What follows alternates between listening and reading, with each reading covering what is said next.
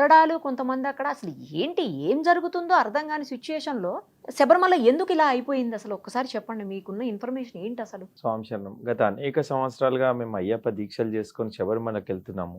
ఇక్కడ స్వాములు గూడా 41 రోజు దీక్షలు ఎంతో నియమనిష్టలతోని ఈ దీక్ష చేసి భార్యా పిల్లల్ని, తల్లిదండ్రుల్ని అందరిని వదిలేసి చివరి ఘట్టంగా శబరిమలకి వెళ్ళడం 41 రోజు తర్వాత. ఈరోజు నిజంగా చాలా బాధాకరమైన విషయం ఏందంటే, అసలు కేరళ ప్రభుత్వం అనేది అక్కడ ఒక ముఖ్యమైన విషయాలేందంటే, మొదటగా ఇప్పుడు వర్చువల్ క్యూ అని జెప్పేసి ఆన్‌లైన్ దర్శనాలు ఇస్తున్నారు. అవును. సో, ఈ ఆన్‌లైన్ దర్శనాలు ఇచ్చే ముందు 1,00,000కు పైగా దర్శనాలు ఇస్తున్నారు. మీరు పర్ డే. పర్ డే 1,00,000కు పైగా ఆన్‌లైన్ దర్శనాలు ఇస్తున్నప్పుడు, ఇన్ని లక్షల మంది శబరిమలకొస్తున్నప్పుడు, మీరు ఒకవేళ మెయింటైన్ చేయలేని పరిస్థితి ఉన్నప్పుడు, ఎందుకు ఇన్ని టికెట్స్ ఇష్యూ చేయాలి? ఒక విషయం. అంతకుముందు లేకుండేనా ఇలాగా? అంతకుముందు ఇంత లేకుండే. కరోనా తర్వాత ఈ ఆన్‌లైన్ సిస్టమ్ అనేది కరోనా నుంచి వచ్చింది. ఆన్‌లైన్ దర్శనం. కరోనా అయిపోయి కూడా 2 ఇయర్స్ 2 అయిపోయింది. ఇయర్స్ మరి అయితుంది. మధ్యలో లాస్ట్ ఇయర్, బిఫోర్ ఇయర్ మనమేం వినలేదు ఇంత ఇలాగా. ఇంత ఇబ్బందికర పరిస్థితులు ఆ! ఎక్కడ లేవు. ఇప్పుడు చెప్తున్నారు ఏందంటే కేరళ గవర్నమెంట్ ఏమంటున్నారంటే జనాలు ఎక్కువొచ్చారు. అయ్యప్పలు ఎక్కువొచ్చారు. అయ్యప్పల ఫ్లోటింగ్ ప్రతి సంవత్సరం ఎక్కువనే ఉంటుంది. హ్మ్. కానీ ఈ సంవత్సరం మాత్రం ఎప్పుడు చూడని పరిస్థితి. బాధాకరణం ఏందంటే పంబా నుంచి శబరిమలకి వెళ్ళే దారి అంతా కూడా లైన్‌లు. చాలా మంది పంబ నుంచే వెనక్కి తిరిగి వస్తున్నారు. దర్శనం పంబ కూడా దర్శనం చేసుకోవట్లేదు. అనేది పందలం దగ్గర అక్కడ ఇరుముళ్ళు ఆ! సమర్పించేసి వెనక్కి రిటర్న్ అయిపోయిన వచ్చేస్తున్నారు. పరిస్థితి. అవును. ఇప్పటివరకు మనం ఎక్కడ కూడా ఏ అయ్యప్ప కూడా ఇట్లా రిటర్న్ వచ్చిన దాఖలాలు లేవు. ఫస్ట్ సో టైమ్ ఈ వింటున్నాం. సంవత్సరం మాత్రం అలా కంప్లీట్‌గా రిటర్న్ వస్తున్నారు. అంటే ఇది పూర్తిగా కేరళ ప్రభుత్వం వైఫల్యం. దీని కోసము ఖచ్చితంగా తెలంగాణ ఉభయ రాష్ట్రాల ప్రభుత్వాలు కూడా ఖచ్చితంగా చర్యలు తీసుకోవాలి. ఎందుకంటే ఇది సమన్వయ లోపం ఒక రకంగా. ఇప్పుడు కేరళ ప్రభుత్వంతో ఇలాంటి సిట్యుయేషన్ హ్యాండిల్ చేయనప్పుడు మన దగ్గర కూడా ఎన్నో జాతరలు అవుతాయి. తెలంగాణలో కూడా మనం తిరుపతి పుణ్యక్షేత్రం తీసుకున్నా సరే, ఏదైనా ఇప్పుడు సమ్మక్క సారక్క జాతర, మేడారం జాతరలు అవుతుంటాయి. అలాంటప్పుడు వాళ్ళు ప్రత్యేకమైన శ్రద్ధ తీసుకుంటారు ప్రభుత్వాలు. ఇన్ని లక్షల మంది ప్రజలు వివిధ రాష్ట్రాల నుంచి వస్తున్న సమయంలో ఎందుకంటే అలాంటప్పుడు ఏ రకమైన ప్రికాషన్స్ తీసుకోవాలి. ఆహార వ్యవస్థ గానీ, మంచినీటి వ్యవస్థ గానీ, శానిటరీ గానీ, అదేవిధంగా రవాణా సదుపాయాలు గానీ, వీటి పరంగా ఎన్ని రకాల చర్యలు క్యూ తీసుకోవాలి. లైన్‌లు క్యూ గాని. లైన్‌లు గానీ, ఎందుకంటే వీరికి ఇది కొత్త కాదు. యాహ్! అనేక సంవత్సరాలుగా శబరిమలకు జనాలు పోటెత్తుతున్నారు. కానీ ఈ ప్రభుత్వం మాత్రము నేను ఒకటే అనుకుంటాను. ఏందంటే ఒకటి ధనార్జనే ధ్యేయంగా వీరికి. అదే విధంగా ఏందంటే ఏదో అరకొర సదుపాయాలు కల్పిస్తున్నట్టు ఒక ప్రపగండ. ఇలాంటివి చేసి ఈరోజు అయ్యప్పలకు ఎంత ఇన్‌కన్వీనియన్స్ చూడండి లైన్‌లలో చిన్న చిన్న పిల్లలు పిల్లలసలు. ఏడుస్తున్నారండి. మీరు మొన్న చూసారు మీ సుమన్ అవునండి. టీవీలో చూసాను. అవును. ఒక బాబు పోలీస్ వారికి ఇలా నమస్కారం పెట్టి దండం ఏడుస్తున్నాడు. పెడుతున్నాడు. అవును. అంటే అంతసేపు ఆ బాబు అంత కిక్కిరిసిన జనంలో 50 మంది కూర్చోవాల్సిన బస్సులలో 100 మందిని కూర్చోబెట్టడం ఏందండి? అంత జనాలను తీసుకెళ్లడం ఆ లైన్‌లలో అన్ని గంటల తరబడి మంచినీరు లేక, ఆహారం లేక, ఎవరికైనా ఇబ్బంది అయితే సరైన వైద్య సదుపాయం లేక ఎంత వెంపర్లాడుతున్నారు. అంటే ఒక అంటే రకంగా ఎవ్రీ ఇయర్ కంటే ఈ ఇయర్ పెరిగారా భక్తులు? ప్రతి సంవత్సరం ఇలా భక్తులు పెరుగుతారని కూడా వాళ్ళకి తెలుసండి. ఎందుకంటే అయ్యప్ప స్వాములు, కన్యస్వాములుగా మాల వేసుకునే వాళ్ళ సంఖ్య పెరుగుతూ ఉంది. సరే ఆ మాటకొస్తే ఇది కేవలం ఈ 40 రోజులో లేకపోతే ఒక 2 మంత్స్ అనుకుందాం. బాగా అయితే ఈ దర్శనాలు అవును. జరిగేది. అంతే అవును. కదా! అవును. అయ్యప్ప దర్శనాలు జరిగేది అంతే 2 మంత్స్. 60 రోజులు ఇది 2 మొత్తం. మంత్స్ అనుకుందాం. బట్ ఎవ్రీ డే దర్శనాలు చేసుకుంటూ ఎవ్రీ డే లక్షల మంది క్యూలో నుంచునే మన తిరుమల తిరుపతి దేవస్థానానికి లేనటువంటి ఇబ్బందులు ఇక్కడ ఎందుకు వస్తున్నాయి అనేది ఇప్పుడు ఎవరికీ అర్థం కాని క్వెషన్ అయింది. వాస్తవంగా ఆలోచిస్తే ఏందంటే ఇది వివక్షతనే అనుకోవాలి. హిందూ ధర్మంపై జరుగుతున్న వివక్షత. ఎందుకంటే అది దేశమంతా కూడా శబరిమలకు ఎంతో మంది సెలబ్రిటీలు వస్తున్నారు. లక్షలాదిగా జనం వస్తున్నారు. ఇన్ని రాష్ట్రాల్లో ఉన్న హిందువులు అక్కడికి రావడం అనేది పెద్ద వివక్షతగా భావించి ఇక్కడ ఏ అరేంజ్‌మెంట్స్ చేస్తలేరు వాళ్ళు. ఎందుకంటే ముఖ్యంగా తెలుగు వాళ్ళని ఇల్ ట్రీట్ చేస్తారా? చాలా తెలుగువాడినైతే అసలు ఇల్లిటరేట్ కాదు. అసలు తెలుగు భాష అంటే వాళ్ళని పక్కకు పెట్టేస్తారు. అదే కేరళ వాళ్ళు గానీ, తమిళనాడు వాళ్ళు గానీ అక్కడ వాళ్ళకి అవకాశం ఉంటే వాళ్ళని ఇమ్మీడియేట్‌లీగా వదిలిపెట్టడం జరుగుతుంది. ఓహో! ఇంకోటేందంటే లాంగ్వేజ్ ప్రాబ్లమ్. హెల్ప్ డెస్క్ అనేది లేదు. ఓకే. పర్టిక్యులర్ హెల్ప్ డెస్క్ లేదు. ఒకవేళ కొన్ని హెల్ప్ డెస్క్‌లు ఉన్నా గానీ వాళ్ళు మలయాళంలో మాత్రమే మాట్లాడతారు. ఈ తెలుగు మాట్లాడేవారు అక్కడ ఎవ్వరూ లేరు. ఎందుకంటే ఏదైనా ఆపద జరిగితే ఇంతకుముందు ప్రీవియస్ ప్రభుత్వాలు కూడా కొన్ని నిర్ణయాలు తీసుకునేవి. ఎందుకంటే నేను చూసినంత వరకు అక్కడ తెలుగు పోలీస్ కూడా మన వాళ్ళు కూడా పోలీస్ వాళ్ళు అక్కడ పోలీసింగ్ చేశారు. అంటే మనకు గైడ్ చేసేవారు. అక్కడ తెలుగు మాట్లాడేవారు. ఈ విధంగా వెళ్ళండి, ఈ విధంగా రండి అని చెప్పేసి చెప్పేవారు. కానీ ఇప్పుడు అసలు అట్లాంటివి లేదు. అందుకే మేము మా తెలంగాణ అయ్యప్ప వేదిక నుంచి మేము నిన్న ప్రభుత్వానికి కూడా ఈ విషయం తెలియజేశాం. సీఎస్ గారికి, మన ప్రభుత్వానికి తెలంగాణ రాష్ట్ర ప్రభుత్వం దీనిపైన కంప్లీట్‌గా ఇనిషియేటివ్ తీసుకోవాలి. ఎందుకంటే ఇన్ని లక్షల జనాలకు రేపు అయ్యప్పలకి ఏదో చనిపోయాకనో ఇంకేదైనా ప్రమాదం జరిగినాకనో మీరు కళ్ళు తెరిచే బదులు ముందే తెలంగాణ ఇప్పుడు కొత్తగా ప్రభుత్వం ఏర్పడింది రేవంత్ రెడ్డి గారి ప్రభుత్వాన్ని. మేము ఈ ప్రభుత్వాన్ని మనం ఐక్య వేదిక నుంచి నిన్న వెళ్ళి అందరం కూడా రిప్రజెంటేషన్ ఇవ్వడం జరిగింది ప్రభుత్వానికి. అదేవిధంగా సీఎం గారిని కూడా కలిసే ప్రయత్నం చేస్తున్నాం. ఎందుకంటే వారు కూడా ఒక అయ్యప్ప భక్తులు కాబట్టి వారికి కూడా, అదేవిధంగా మంత్రివర్గంలో ఉన్న వాళ్ళు కూడా చాలామంది అయ్యప్ప మాలలు వేసుకున్నారు కాబట్టి ఒక్కసారి ప్రభుత్వం ఆలోచించాలి. కేరళ ప్రభుత్వంతో కోఆర్డినేషన్ చేసి అయ్యప్పలకు ఎందుకు ఈ విధంగా ఇబ్బందులు కలుగుతున్నది, అదేవిధంగా మన ప్రభుత్వం కూడా అక్కడికి ఒక అధికారుల టీంను పంపించేసి అక్కడ మన తెలుగు వారికి జరుగుతున్న ఇబ్బందులు ఏంది, దాన్ని ఏ విధంగా సర్వైవ్ కాగలుగుతాం అనేది ప్రభుత్వం ఖచ్చితంగా ఆలోచించాలి. ఇలాగే కంటిన్యూ అయింది అనుకోండి, అసలు అక్కడ దాకా వెళ్ళడం ఎందుకు, మాల వేసుకోవడం ఎందుకు అనే ఆలోచన వస్తుంది. ఈ ఆలోచనలో ఉన్నారు కూడా చాలా మంది కూడా వేసుకున్నా ఇక్కడే దగ్గరలో ఎక్కడ తీసేద్దాం పైగా ఏజ్ వాళ్ళు కూడా అయ్యప్ప అంటే భక్తితోని 41 రోజు పూజ చేసిన తర్వాత వాళ్ళు అక్కడికి వెళ్తే వాళ్ళకి ఏ సదుపాయం లేకపోతే ఇంతమందిలో అసలు అన్ని గంటలు 15 గంటలు 20 గంటలు చిక్కుకుపోతే మరి ఇతర రాష్ట్రాల నుంచి వస్తున్న భక్తులకి మన తిరుపతి దేవస్థానంలో వివక్షత కూడా ఉండదు. మనము ఏ రాష్ట్రం వారికైనా మనం ప్రయారిటీ ఇస్తాం. తమిళియన్స్ వస్తారు, కేరళైట్స్ వస్తారు, అసలు ఎక్కడెక్కడ నుంచి నార్త్ నుంచి వస్తారు, బోల్డ్ మంది వస్తారు. మీకు ఒక విషయం తెలుసో లేదో, అంతకు ముందు కూడా ఈ మహిళలను మేము సేవ్ శబరిమల అనే కార్యక్రమం కూడా చేయడం. అవును, మహిళలను అక్కడ అయ్యప్ప స్వామి యోగ నిష్ఠలో ఉంటాడు, అక్కడికి మహిళలు రావద్దు అంటే ఇది ఆచారం ఉన్నది. అక్కడ ఒక యంత్ర ప్రతిష్ఠ అలా జరిగింది. స్వామివారు బ్రహ్మచర్య దీక్షలో ఉన్నారు కాబట్టి 10 సంవత్సరాలకు పైగా 50 సంవత్సరాల లోపున్న స్త్రీలను రావద్దని ఒక అనాదిగా వస్తున్న ఆచారం. ఆ ఆచారాన్ని తుంగలో తొక్కి ఈ కేరళ ప్రభుత్వం అనేది అంటే ఉదయం ఆ రోజు 2 మహిళలకు దర్శన భాగ్యం అనేది ఏర్పాటు చేసిరు. అంటే దీనిపైన మీకు అర్థమవుతుందా ఎంత వివక్షత? అంటే హిందూ ధర్మాన్ని కించపరచాలనే ఒక ఆలోచనతోని కమ్యూనిస్ట్ ప్రభుత్వం చేస్తున్న నాటకం ఇది. అందుకే ఈరోజు కరిమల వాసుని భక్తులందరూ కూడా ఆ ప్రభుత్వంపై కన్నెర్ర చేసే ఇది జరుగుతుంది. ఎందుకంటే మీరు ఒక విషయం ఆలోచించాలి, ఆ రోజు ఇలా మహిళలు శబరిమలకి రావడంతో చాలా మంది అయ్యప్పలు దీన్ని వ్యతిరేకించారు. అదే కాకుండా అందరు మహిళా సంఘాలు కేరళలో కానీ, తెలంగాణ రాష్ట్రం కానీ, ఆంధ్రప్రదేశ్ కానీ, అదేవిధంగా తమిళనాడు, కర్ణాటక అన్ని రాష్ట్రాల్లో ఉన్న మహిళలు కూడా దీన్ని వ్యతిరేకించారు. ఏంటంటే మేము ఎట్టి పరిస్థితుల్లో మా వయసు అయిన తర్వాతనే మేము శబరిమలకి వెళ్తాం, అంత లోపల వెళ్ళామని చెప్పి ఎన్నో మహిళా సంఘం. మీకు ఇంకో విషయం ఏంటంటే జస్టిస్ ఇందు మల్హోత్రా గారు ఏవైతే జడ్జిమెంట్ 5 మంత్ జడ్జిమెంట్ కమిటీలో వారుండి కూడా ఎట్టి పరిస్థితుల్లో మహిళలకు అక్కడికి వెళ్ళే అర్హత లేదని చెప్పడం జరిగింది. దాన్ని కూడా పరిగణలోకి తీసుకోకుండా కోర్టు అనేది ఒక నిర్ణయం తీసుకున్నారు, మహిళలకు అవకాశం ఇవ్వండి. దాని పర్యవసనం చూశారు కదా, ఎంతమంది లక్షలాదిగా అయ్యప్పలు వాళ్ళని అడ్డుకోవడం జరిగింది. దొంగతనంగా మాస్కులు వేసుకొని వారికి ఆ హెల్మెట్లు పెట్టి మరి శబరిమల దర్శనం చేయించారు. దీని పరిణామం ఏమైందండి? అందరు అయ్యప్పలు శబరిమలను బైకాట్ చేశారు. ఏ విధంగా అంటే ఎవ్వరు కూడా హుండీలలో డబ్బులు వేయలేదు. ఆ రోజు మేమందరం ఒక నిర్ణయం తీసుకున్నాం, ఎవ్వరు కూడా కేరళ ప్రభుత్వానికి అంటే ఒక డబ్బులు చెందొద్దని చెప్పి హుండీలలో డబ్బులు వేయకుండా వేసినప్పుడు అప్పుడు ప్రభుత్వం కళ్ళు తెరిచింది. ఆ సంవత్సరం అసలు హుండీలో ఆదాయం లేకపోవడంతో, ఎందుకంటే ఈరోజు మన దగ్గరున్న మన ఈ స్వాములందరితో లక్షల కోట్ల రూపాయలు మీకు ఆదాయం సమకూర్చుకున్నది ఈ అయ్యప్ప స్వాముల మొత్తం ఈ దళమంతా సమకూరుస్తుంది. అలాంటప్పుడు మేము ఎప్పుడైతే బాయ్కాట్ చేసినామో అప్పుడు ఆ ప్రభుత్వం దిగి వచ్చింది. తర్వాత లేదు మేము ఎట్టి పరిస్థితుల్లో వీరికి రక్షణ కల్పించలేము, మహిళలు వస్తాయని చెప్పి వారు ఒక అడుగు వెనక్కి వేయడం జరిగింది. ఇదే విధంగా కొనసాగితే రాబోయే రోజుల్లో ప్రతి ఒక్క అయ్యప్ప కూడా నిర్ణయం తీసుకోవాల్సి వస్తుంది. ఎందుకంటే మళ్ళీ కేరళకు వెళ్ళొద్దని కానీ, లేదంటే అక్కడ హుండీలో డబ్బు లేదని వేల రూపాయలు అంటే ఒక్కొక్క ఇరుముడిలో దాదాపు 1000కి పైగా డబ్బులు ఉంటాయి.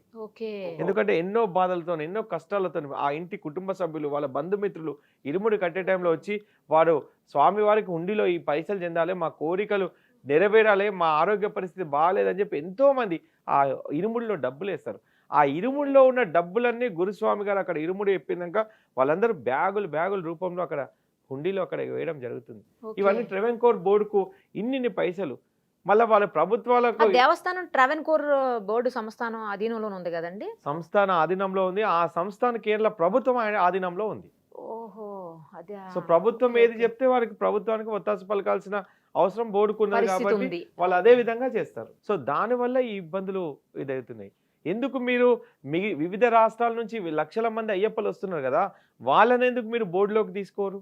ఇన్ని రాష్ట్రాల నుంచి ఇన్ని ప్రభుత్వాలు ఉన్నాయి కదా, మీరు శబరిమల యాత్ర కట్ట ముందు ఇన్ని ప్రభుత్వాలకు సంబంధించిన అధికారులతో ఎందుకు ఒక మీటింగ్ ఏర్పాటు చేయరు?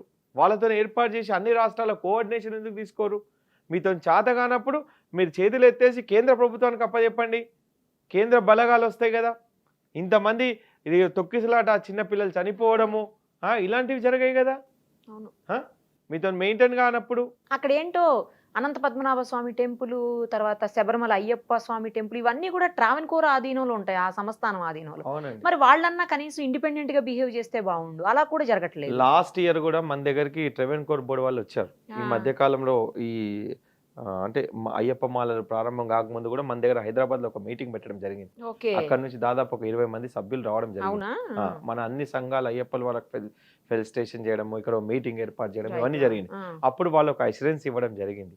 శబరిమలలో మీకు ఎటువంటి ఇబ్బంది కాదు, మీ రాష్ట్రం నుంచి అందరూ శబరిమలకు రండి, మేము అన్ని విధాలా చూసుకుంటామని చెప్పి. ఈ రోజు జరుగుతున్నది భిన్నంగా ఉంది కదా, కంప్లీట్ గా భిన్నంగా ఉంది. మీరు ఒక 2 నెలల క్రితం హైదరాబాద్కు వచ్చినప్పుడు చెప్పినది ఏంది, మీరు అక్కడ అన్ని విధాలుగా మేము ఏర్పాట్లు చేస్తాం, ఎవరికి ఇబ్బంది కలగకుండా ఏర్పాటు చేస్తామని చెప్పిన వ్యక్తులు ఈరోజు ఎవరు కూడా మాట్లాడని పరిస్థితి ఉంది. ఇంకోటి ముఖ్యమైన విషయం ఏంటంటే, మనము అంటే ఈ ఎన్నో స్వచ్ఛంద సంస్థలు, ఇన్ని రాష్ట్రాల్లో ఉన్న అన్ని ధార్మిక సంఘాలు, హిందూ ధార్మిక సంఘాలు, అయ్యప్ప సంఘాలు కూడా అక్కడ ఆహారం ఏర్పాటు చేస్తాము, మంచినీళ్ళు ఏర్పాటు చేస్తాము, వైద్య సదుపాయాలు చేస్తాం అని ఎన్నో సంస్థలు ముందుకు వచ్చినాయి. కానీ ఎవరికి కూడా అవకాశం ఇవ్వడం లేదు. ఎందుకంటే అక్కడ హోటల్ ఒక బిజినెస్ తయారైంది. శబరిమల అనేది ఒక బిజినెస్. కేరళ ప్రభుత్వానికి ఇది మొత్తం కూడా ఒక బిజినెస్. ఎందుకంటే ఇక్కడ మేము ఫ్రీగా వెళ్ళి అన్నదానం చేసినాం అనుకో, అక్కడ హోటల్స్ నడవవు. ఆ అన్నము అసలు ఆ వంటకాలు ఎవరు తినలేని పరిస్థితి ఏర్పడుతుంది. ఒక ప్లేట్ ఇడ్లీ తీసుకుంటే 80 రూపాయలు, 100 రూపాయలు. కానీ అది తినలేం. అక్కడ ఇంత దొడ్డు బియ్యం ఆహారం, అది తినలేని పరిస్థితి. తప్పదు దేవుడా అంటూ ఏదో ఆ 2 రోజులు అక్కడ గడపడానికి తినడమే కానీ ఏ స్వచ్ఛంద సంస్థకు అవకాశం ఇవ్వడం లేదండి. వాళ్ళు వెళ్ళాలంటే కోర్టుకు వెళ్ళి అనుమతి తీసుకొని ఆ స్వచ్ఛంద సంస్థ ఇక్కడ భోజనం ఏర్పాటు చేయాలి. ఎందుకు అంత? అది కూడా ట్రావెన్కోర్ బోర్డు అనుమతి, ఆజ్ఞ, వాళ్ళ కనుసన్నల మధ్యన వాళ్ళు చేయమంటే చేయాలి. వాళ్ళు ఇది చేయమంటే చేయాలి. ఎందుకంటే ఒకప్పుడు ఒక 20-25 ఏళ్ల కింద ముందు మేము కూడా అక్కడ ఒక సిలిండర్ తీసుకెళ్లి పైకి మాతో అయినంత, ఇప్పుడు ఒక సిలిండర్ తీసుకెళ్లి 100 మందికో 200 మందికో భోజనాలు పెట్టేవాళ్ళం. ఇప్పుడు ఆ పరిస్థితి లేదు. ఎవరో స్వచ్ఛందంగా 1 లక్ష రూపాయలు, 5 లక్షలు ఖర్చు పెట్టి మేము ఒక 1000 మందికి భోజనం పెడదామన్న పరిస్థితి లేదు. మీకు తెలుసో లేదు, ఇప్పుడు అమర్నాథ్ యాత్ర ఉంది, అక్కడ పెద్ద పెద్ద లంగర్లు వేస్తారు. ఆ లంగర్లు వేసి అక్కడ భోజనాలు అన్ని స్టేట్స్ వాళ్ళు ప్రత్యేకంగా లక్షల రూపాయలు డొనేషన్స్ తెచ్చి మరీ పెడతారు. అంటే వస్తున్న యాత్రికులకు ఆకలి బాధ తీర్చడానికి. కానీ ఇక్కడ ఒక మంచి నీరు కూడా ఇచ్చే పరిస్థితి లేదు. ఎందుకు ఇంత వివక్షత చూపిస్తున్నారు? అక్కడ ఏది కావాలన్నా డబ్బులే. ఒక డోలీ అక్కడ కింద నుంచి కొందరు నడవలేని పైకి వెళ్ళినప్పుడు ఆ డోలీలు కూడా ఏంటంటే 6,000, 10,000, అంటే సమయం సందర్భాన్ని బట్టి. దానికంటూ ప్రభుత్వం ఒక రేట్ ఫిక్స్ చేయదా? వాళ్ళకు ఐడి కార్డ్స్ ఇచ్చి వాళ్ళకు రేట్ ఫిక్స్ చేసి ఖచ్చితంగా దాని మీద ఒక విజిలెన్స్ ఆఫీసర్ని పెట్టి ఈ డబ్బుల కంటే ₹1 ఎక్కువ ఇస్తే తప్పు అని చెప్పి వాళ్ళను ఈ రకంగా చేయొచ్చు. ఏవి ఇలాంటివి లేవు. అంటే ఒక పద్ధతి అనేది లేదండి అక్కడ. మీకు అంటే ఎయిర్పోర్ట్ల నుంచి దాదాపు ఇంతమంది ట్రైన్లలో వస్తున్నారు, ఫ్లైట్లలో వస్తున్నారు. అక్కడికి వచ్చినాక కేరళ ట్రాన్స్పోర్టేషన్ అన్ని కార్లు అక్కడే మనం హైర్ చేసుకుంటున్నాము, అక్కడే ఫుడ్ తీసుకుంటున్నాము. ఇన్ని లక్షల రూపాయలు ఎన్నో కుటుంబాలు కేరళలో బతుకుతున్నాయి. ఆ దారి పొడుగున ఉన్న కుటుంబాల హోటల్స్ అవి పెట్టుకొని అదంతా కూడా వాళ్ళందరూ బతుకుతున్నారు. అలాంటప్పుడు మీరు ఎందుకు ఈ వ్యవస్థను ఇంకా భ్రష్టు పట్టిస్తున్నారు? ఇప్పుడు ఎయిర్పోర్ట్ నుంచి మేము బయలుదేరినామంటే, కార్లలో వెళ్ళినామంటే అక్కడ ఎరిమేలు నుంచి లైన్ అండి, గంటల తరబడి క్యూ. ఇప్పుడు మీకున్న అంటే ఎక్స్పీరియన్స్ ప్రకారం కావచ్చు, నాలెడ్జ్ ప్రకారం కావచ్చు, ఏం చేస్తే ఈ సమస్య నుంచి బయటపడే అవకాశం కనిపిస్తోంది అసలు? ఇప్పుడు ఈ వర్చువల్ క్యూలో మీరు ఏదైతే దర్శనాలు, ఆన్లైన్ దర్శనాలు ఇస్తున్నారో, ఈ ఆన్లైన్ దర్శనాలు లిమిటెడ్గా ఇవ్వండి. ఇంకోటి ఏంటంటే అక్కడ ఆన్ అరైవల్ దర్శనాలు కూడా ఉన్నాయి. అక్కడికి వచ్చిన తర్వాత వాకిన్ దర్శనాలు కూడా, అది కూడా అక్కడే టికెట్స్ ఇస్తున్నారు, ఆన్లైన్ టికెట్స్. అక్కడ అవి కొంచెం పరిమితం చేయండి. ఒక 2 సంవత్సరాల కింద నెక్స్ట్ డే పంపించండి. కొన్నిసార్లు ఏంటంటే విపరీతమైన రద్దీ ఉంటుంది, కొన్నిసార్లు అసలు రద్దీ 1 or 2 hours. అంటే ఇప్పుడు నిన్న మొన్న విజువల్స్ పంపిస్తున్నారు ఏంటంటే పంబా దగ్గర ఖాళీగా ఉంది, ఇలాంటి విజువల్స్. అంటే అయితే అతివృష్టి లేకపోతే అనావృష్టి. మీరు ఒక ప్రణాళిక లేకపోవడం వల్లనే ఇదంతా జరుగుతుందండి. అవును. ఇంకోటి ఏంటంటే ట్రైన్ టికెట్స్ మొన్న ఎంతో మంది మిస్ అయినాయి, ఫ్లైట్ టికెట్స్ కూడా. ఓహో. మా కన్యస్వామి కూడా నిన్న వచ్చాడు శబరిమలకి. ఎంత నానా రకమైన ఇబ్బందులు పడుతున్నారంటే ఈ రోజు ఉదయం కూడా నేను అక్కడ నాకు మా తెలిసి నెక్స్ట్ స్వాములు ఇయర్ ఆయన వేయడు మళ్ళీ మాల. ఎంత బాధపడుతున్నారు అంటే ఈ రోజు ఉదయం కూడా ఆ స్వాములు అక్కడ ఉన్నారు. అమ్మో గురుస్వామి ఈ అదే రష్ మేము అంటున్నా. భరించలేము అని ఒక ఆయన ఆజానుభావుడు, ఎంత పెద్ద హైట్ ఉంటాడు. అతని మార్నింగ్ నేను మాట్లాడితే ఆయన చెప్తున్న పరిస్థితి, అమ్మో ఇది తట్టుకోలేము ఇంత జనం ఉన్నారని. ఒక సిస్టమాటిక్ గా లేకపోవడం వల్ల జరుగుతున్న ఇబ్బంది ఇదైతే. పోలీస్ వారు కూడా ఇంతకు ముందు చాలా సేవా దృక్పథంతో ఉంటుంది. ఓకే. ఎంత సేవా దృక్పథం అంటే ఒక స్వామి నడవలేక పరిస్థితి ఉంటే భుజాల మీద ఎత్తుకొని తీసుకెళ్లడం, ఆ పదురుమెట్టిన ఒక ముసలి వ్యక్తి, ఒక ముసలమ్మ ఉంటే ఆమెకు హెల్ప్ చేయడం, అంటే వాళ్ళకి ఏం కావాలన్నా చూసుకున్నది. కానీ ఇప్పుడు పోలీస్ వ్యవస్థ ఎంత రఫ్ హ్యాండిల్ చేస్తున్నారంటే అంత రఫ్ హ్యాండిల్. నేను చూశాను విజువల్స్ లో పిల్లల్ని పాపం ఆ లైన్ లో హించుతున్నారండి నుంచి మంచిగా. తీస్తున్నారు. అంటే వాళ్ళని కంపారిటివ్లీ అలాంటి పరిస్థితికి రావడానికి కారణం ఎవరండి? ఆ పిల్లల్ని ఆ లైన్లకు పంపించింది కూడా పోలీసు వాళ్ళే కదా. అట్లీస్ట్ చిన్న పిల్లలకు ఈ ఏజ్ వాళ్ళకు ఒక సెపరేట్ క్యూ పెట్టాలి, వాళ్ళకి ఇబ్బంది ఉండదు. ఆ పిల్లలు అల్లల్లాడిపోతున్నారండి.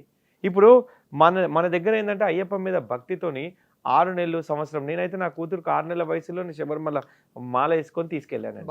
అలాంటి పిల్లలు వస్తే పరిస్థితి ఏందండి? ఆ తల్లిదండ్రులు చాలా మంది కర్ణాటక, తమిళనాడు నుంచి చిన్న చిన్న పిల్లల్ని భుజాల పైన తీసుకొని శబరిమలకి ఎక్కుతూ ఉంటారు. వాళ్ళ పరిస్థితి ఏంది? అట్లీస్ట్ దీనిపైన తెలంగాణ ప్రభుత్వం ఖచ్చితంగా చర్య తీసుకొని వాళ్ళు స్పందించి ఇమీడియట్లీగా ఒక మీటింగ్ ఏర్పాటు చేసి అక్కడ ఒక అధికారుల గణం అక్కడ ఉండి మన స్వాములకు ఇబ్బంది కలగకుండా, ఎందుకంటే వాళ్ళ సొంత స్థలాలకు కూడా ఆరోగ్యంగా, అంటే ఏ విపత్తు జరగకుండా వారు వచ్చే విధంగా మన ప్రభుత్వాలు ప్రయత్నం చేయాలి. మీ అందరికి తెలుసు, ఇంతకుముందు ఇప్పుడు రష్యా యుక్రెయిన్లో అయిన యుద్ధంలో భారతదేశం అంటే ప్రధానమంత్రి చొరవ తీసుకొని ఎంతోమందిని అక్కడి నుంచి రప్పించారు. రేపు కేరళలో ఈ పరిస్థితి రాకముందే ఎందుకు ప్రభుత్వాలు స్పందించే, ఉభయ రాష్ట్రాల్లో ప్రభుత్వాలు స్పందించి మీ రాష్ట్రంలో ఉన్న ప్రజలకు ఇబ్బంది అవుతుంది, సో మీరు స్పందించాల్సిన అవసరం ఉంది. మేము ఎప్పుడైతే కేరళలో ఎంటర్ అయినప్పటి నుంచి మా బాధ్యత ఆ ప్రభుత్వం తీసుకోవాలి, కానీ ఆ ప్రభుత్వం ఆ బాధ్యత తీసుకోలేని పరిస్థితిలో ఉంది. చూద్దాం, లెట్ us వెయిట్. ఎందుకంటే మీరు అన్న కేరళ రాష్ట్ర ప్రభుత్వం నుంచి సరైనటువంటి ప్రణాళికతో కూడిన వసతులు కల్పించేలాగా భక్తులకు గనక వస్తే ఈ అయ్యప్ప భక్తులకు వచ్చినటువంటి ప్రాబ్లం ఏదైతే ఉందో అది టెంపరీ అనుకుంటున్నాను. కనీస అవసరాలు అట్లీస్ట్ ఆహారం కానీ మంచినీళ్ళు కానీ ఈ లైన్ల అన్ని గంటలు లేకుండా దానికి ఒక ప్లానింగ్ అనేది చేస్తే మేము అంతకంటే ఎక్కువ మా అయ్యప్పలు ఏం ఆశించారండి. ఆ స్వామిని ఒక్క నిమిషం చూస్తే, అంటే కొండలన్నీ దాటి అడవులను నడిచి నిన్ను మేము చూడవస్తే అయ్యప్ప, మమ్మల్ని నిమిషమైనా చూడనియరే అయ్యప్ప. ఒక అయ్యప్ప స్వామి ఒక సెకండ్, అంటే ఒక 5 సెకండ్లు 2 సెకండ్లు కూడా చూడని అనే పరిస్థితి ఏర్పడుతుంది. ఇన్ని రోజులు కష్టపడి ఏకభుక్తము భూతల శయనము చేసిన అయ్యప్పలు ఎంత బాధపడుతుంటారంటే ఆ స్వామిని ఆ క్షణమే మర్చిపోతాం. అసలు ఇయర్ అంతా పెడితే బాగుండు, అవకాశం ఇస్తే బాగుంటది ఇయర్ అంతా. మొన్న చెప్పారు ఇంకో అంటే 2 గంటల టైమింగ్ కూడా ఎక్స్టెండ్ చేయాలి, ఎందుకంటే దర్శనానికి టైమింగ్ ఎక్స్టెండ్ చేయాలి. మధ్యాహ్నం 1 o'clock బంద్ చేసేవారు, అది కంటిన్యూగా చేస్తే ఈ స్వాములు అవును తిరుపతి అంతే కదా కంటిన్యూగా చేస్తుంటారు. అలాంటి కొన్ని చర్యలు తీసుకుంటే ప్రభుత్వం, ఎందుకంటే లేదంటే కేంద్ర ప్రభుత్వం కూడా దృష్టి పెట్టి అక్కడ కేంద్ర బలగాలు దింపుతానన్నా వివక్షత ఉండదు. ఏ రాష్ట్రం వారికైనా ఒకేలాగా చూస్తారు, సెంట్రల్ లో. అలాంటి ప్రయారిటీ అవసరం. Thank you so much.